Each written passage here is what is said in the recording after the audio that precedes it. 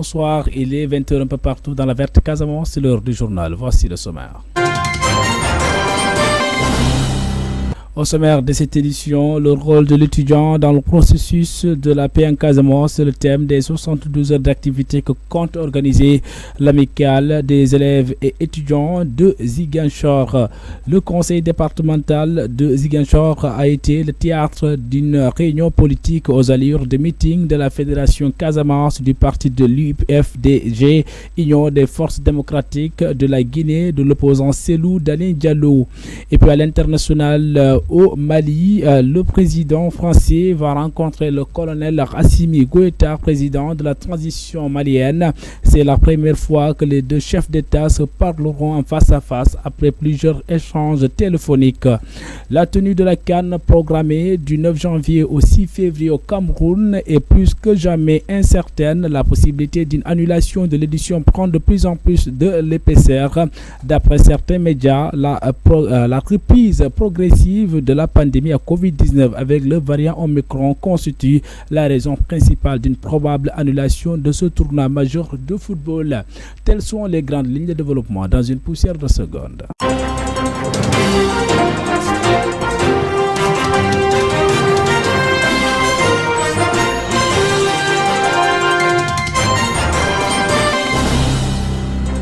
Bonsoir et bienvenue si vous nous rejoignez à l'instant. Je vous le disais en titre, le rôle de l'étudiant dans le processus de la paix en Casamance, c'est le thème des 72 heures d'activité que compte organiser l'amicale des élèves et étudiants de Ziguinchor. Amar Sané, président de la dite amicale, revient sur les points essentiels de ces 72 heures au micro de Zig FM. Voilà, aujourd'hui on est ici justement pour un but bien déterminé, notamment une collaboration avec la Zig FM, que l'on compte tenir les 17, 18 et 19 décembre dont on fait face. Et à travers ces 72 heures quand même, on a eu en tout cas à discuter pour prendre comme thème, un thème assez important, notamment le rôle de l'élève et de l'étudiant dans le processus de paix et de développement en Casamance. Parce qu'on sait qu'en tant que jeune, on doit en tout cas s'activer dans le cadre de la paix, mais aussi dans le cadre du développement, ici en Casamance, pour ne pas dire simplement à Ziguinchor. Mais aussi pour dire que par rapport à l'événement, c'est fait sur 3 jours. Donc le vendredi, je pense qu'il y aura un don de sang le matin, à partir de 8h, Inch'Allah. Et dans l'après-midi, on a jugé nécessaire de faire un investissement humain, notamment un 7-7al, en 2 groupes, avec notamment la collaboration de l'amicale et de UCG, qui vont venir en tout cas pour nous soutenir par rapport à ça. Monsieur Gassama, on l'a trop écouté, on l'a trop suivi, et c'est quelqu'un vraiment qui motive, c'est quelqu'un qui donne envie, en tout cas, de se battre pour la Casamance, parce qu'il s'est toujours battu pour la Casamance. Moi, je l'ai toujours écouté et je l'ai toujours suivi. Ceux qui sont à mes côtés, ils l'ont toujours écouté et ils l'ont toujours suivi. Justement pour dire que c'est quelque chose qui m'avait toujours tenu à cœur. Et quand je suis venu à intégrer l'université, j'ai trouvé aussi des frères. Le conseil départemental de Ziguinchor a été le théâtre d'une réunion politique aux allures de meeting de la Fédération Casamance du parti de l'UFDG, Union des forces démocratiques de la Guinée, et de l'opposant Cellou Dalein Diallo, avec comme hôte de marque Abdoulaye Ba, député maire de la ville de Kindian, République de Guinée, lui qui est passé par plusieurs villes du Sénégal, notamment Bunkiling, Sédhiou, en passant par Bignona, Kédougou et Ziguinchor. Partout où il est passé Abdoulaye Ba, il passe le message de l'union entre fils de la Guinée vivant ailleurs, avant d'inviter ses compatriotes à pardonner le règne ou le régime du président sortant Alpha Condé. Nous écoutons Abdoulaye Ba avec Elaz Malik Sané. Oui, je vais commencer par ça. C'est de demander à nos responsables locaux ici de mobiliser les troupes. L'UFDG est une machine politique. On est puissant parce que les gens nous admirent à cause de notre sérieux. On a des valeurs. Le mensonge, ce n'est pas notre affaire. La trahison, ce n'est pas notre affaire. N'est-ce pas? L'ethnocentrisme, ce n'est pas notre affaire. Nous sommes des politiciens imbus de valeurs morales et républicaines. Donc, c'est demander à nos responsables locaux ici, les généraux, les responsables des fédérations, de faire pareil, de rassembler tous les Guinéens ici au Sénégal. J'ai vu dans les différentes villes où je suis passé, notamment à Tambacounda, à Kédougou, à Kaolack, à Dakar même, vraiment les Guinéens vivent en frères et sœurs. Donc c'est de continuer ce travail de sensibilisation afin que nous puissions effacer totalement, n'est-ce pas, ce virus RPG au sein de la population guinéenne, aussi bien en Guinée qu'à l'étranger. Parce que Alpha Condé nous a causé trop tort. Mais il n'est pas trop tard pour faire du bien. Et les Guinéens sont prêts à se réconcilier, c'est parce que l'union fait la force. Déjà, j'ai commencé par moi-même. Le mardi 7 septembre, lorsqu'on a été libéré par le CNRD, le lieutenant-colonel Doumbouya, devant la prison, j'ai demandé à ce que les Guinéens pardonnent. Quant à moi, je pardonnais Alpha Condé et avec toute la chaîne de répression. Je le pardonne du fond de mon cœur. Ce n'est pas de la propagande. Ça vient de ma religion, je suis musulman et il faut pardonner. Mais également, c'est aussi un exemple pour la société qui a été déchirée pendant ces 10 années. Donc si moi je pardonne après 10 mois de prison, je pense que celui qui a été insulté par un voisin malinqué ou peu de sous dans le quartier peut aussi pardonner. Collaboration inédite entre la République démocratique du Congo et l'Ouganda pour la réhabilitation des routes dans l'est de la RDC. Les travaux de réhabilitation des routes devraient démarrer dans les prochains jours. Les engins nécessaires pour les travaux étaient jusqu'à présent côté ougandais. Ils devraient passer la frontière ce mercredi.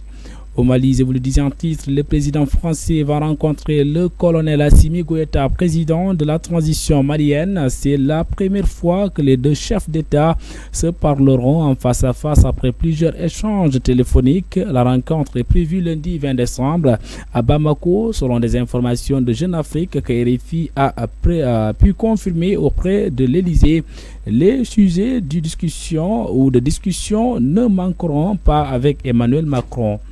Éthiopie, une session d'urgence du Conseil des droits de l'homme de l'ONU a été convoquée pour vendredi 17 décembre à Genève afin d'évoquer les crimes commis par les belligérants en Éthiopie selon un communiqué des Nations Unies publié mardi 14 décembre. Une telle session a été demandée depuis des semaines par de nombreuses ONG internationales et africaines et se tiendra à l'initiative de l'Union européenne qui a obtenu le soutien de 17 pays membres et de 36 pays observateurs, dont plusieurs non-européens. L'Éthiopie a aussitôt condamné ce qu'elle considère comme une tentative injuste et contre-productive d'exercer une pression politique.